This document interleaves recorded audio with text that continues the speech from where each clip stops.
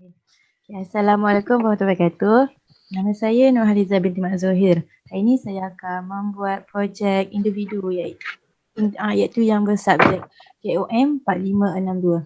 Okay, tugasan saya adalah menemu bual rakan-rakan saya tentang teknologi. Okay, ini saya akan memperkenalkan rakan-rakan saya. Okay, silakan. Nama saya Muhammad Samuel Dua Muhammad Ibu.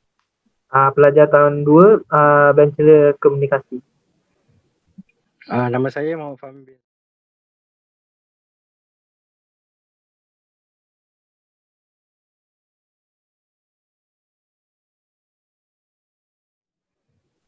Nama saya Muhammad Fahmi bin Zaharman. Pelajar tahun 2 Bachelor Komunikasi, major broadcast.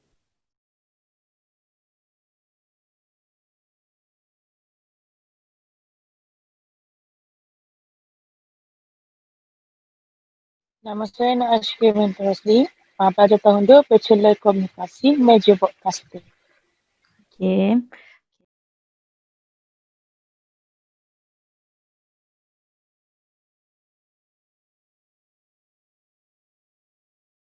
Okay, saya akan mulakan mobile ini. Okay, teknologi ialah penggunaan alatan, mesin ataupun bahan untuk mempercepatkan untuk memudahkan proses kehidupan masyarakat. Okay, terdapat berbagai jenis teknologi iaitu teknologi informasi, teknologi komunikasi dan teknologi transportasi. Okey, Encik Saudara Kamil, apa yang anda faham tentang teknologi informasi?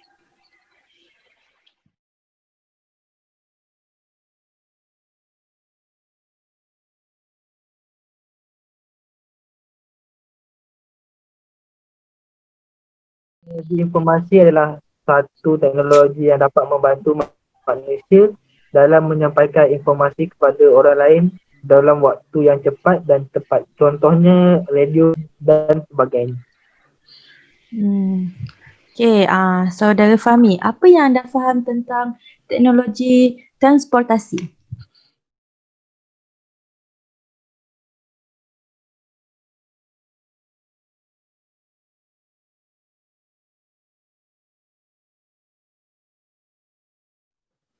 Apa yang saya faham tentang teknologi transformasi adalah suatu teknologi yang membantu manusia untuk berpindah tempat transportasi dari sesuatu lokasi ke lokasi lain dalam waktu yang cepat.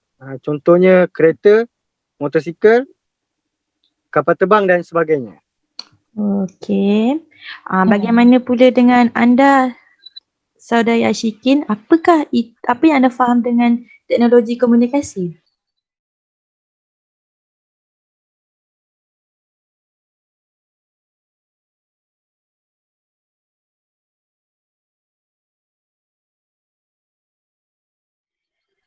Pada kefahaman saya, teknologi komunikasi adalah satu teknologi yang dapat membantu manusia dalam berkomunikasi antara satu sama lain dan sering mengirimkan informasi dengan menggunakan suatu perangkat khusus, contohnya seperti smartphone, email atau missing pad. Okey. Encik Kamil, sebagai seorang mahasiswa, teknologi apa yang anda sering gunakan yang membantu anda untuk belajar?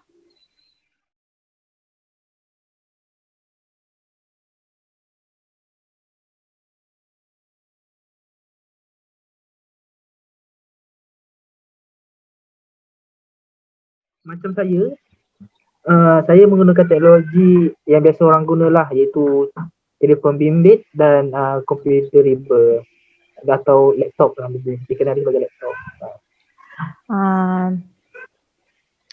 Pada pandangan anda, Encik Fahmi, apakah kesan positif penggunaan teknologi tersebut?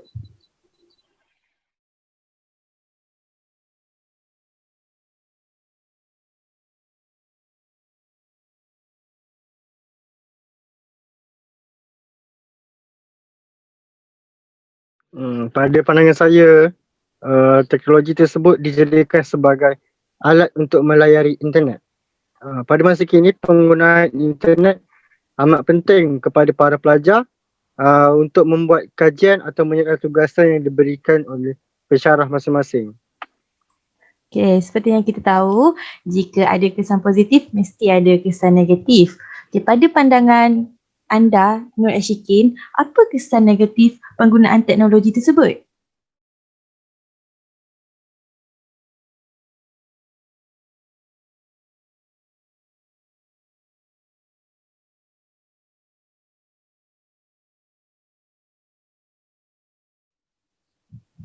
Okey, pada pendapat saya, penggunaan teknologi yang berlebihan dalam kalangan pelajar boleh menyebabkan mereka mengabaikan pelajaran dan kurang mengulang kaji pelajaran. Mereka sebab kerana mereka terlalu fokus kepada alat tersebut. Sebagai contoh, mereka lebih memilih untuk melayari laman sesawang pada setiap masa seperti Facebook, Twitter, Instagram dan sebagainya daripada melakukan perkara yang lebih berfaedah untuk diri dan masa depan mereka. Okey. Okey, saudara Kamel, sebagai seorang ibu bapa, apakah langkah yang anda akan lakukan untuk mengawal penggunaan teknologi yang berlebihan dalam kalangan kanak-kanak sekolah?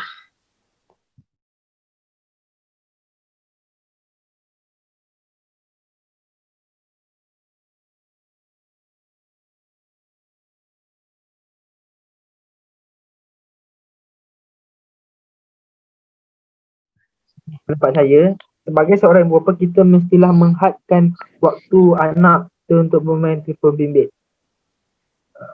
Hal ini kerana dengan menghadkan penggunaan telefon pintar atau telefon bimbit, sudah pasti anak akan mengisi masa lapang mereka dengan lebih berfaedah. Okey.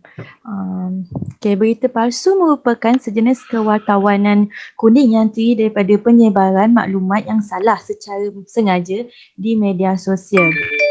Seperti yang kita ketahui, terdapat pelbagai berita palsu yang dipaparkan di media sosial. Sebagai seorang pengguna, bagaimana anda menilai sama ada berita yang anda terima itu benar ataupun palsu? Cik Fahmi, boleh anda jawab? Uh,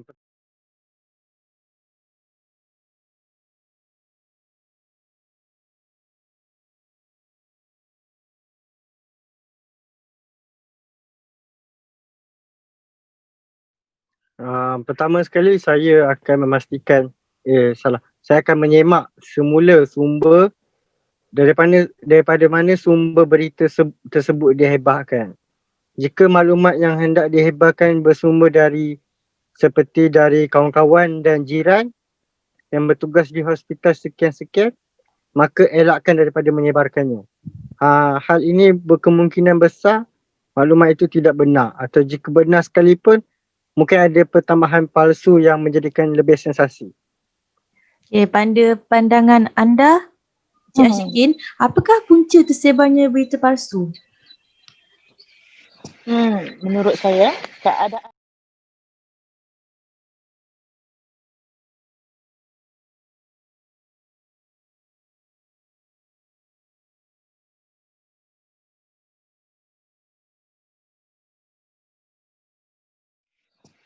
menurut saya, keadaan emosi yang tidak stabil mungkin menjadi punca seseorang itu menularkan berita palsu.